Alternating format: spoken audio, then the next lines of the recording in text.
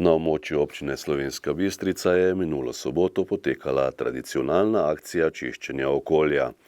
Ljudje so čistili v več krajevnih skupnostih, med drugim na Zgornji Poskavi, odkoder so tudi naši posnetki. Akcijo pod sloganom Preden trava ozeleni, počistimo svoj kraj mi, je organizirala Komunala Slovenska Bistrica. Čistilno akcijo je tudi letos podprla občina Slovenska Bistrica. Čeprav jaz bi najbolj srečen, da je bila danes tiskovna konferenca na temo pobiranja smeti, pa bi rekli, da čistilne akcije ne bo, da smeti ne bi bilo. To bi bilo najboljše.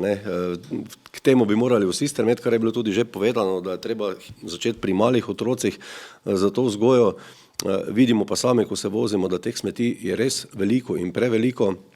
Ne nazadnje preko javnih služb je organiziran odvoz vseh smeti, torej ne bi bilo nobene potrebe po teh smeteh, ampak očitno zavest še ni tako daleč. Tako da so te čistilne akcije seveda nujne, po eni strani z vidika, da se te smeti poberejo, po drugi strani pa seveda, da ljudje vidijo, kaj se odlaga in da se tudi na ta način pove, koliko teh smeti se pobere, da se mogoče le koga dotakne, ki te smeti mečejo, predvsem tako, kot je povedano, skozi avtomobilska okna, ker namreč največ tudi sam, ko se vozim ob cestah, je res embalaže od pločevink do papirnate embalaže vrečk in to je dejansko res nepotrebno in upam, da enkrat bo prišlo tako daleč, da bomo rekli, da čistilna akcija ni potrebna, da smo prišli tako daleč.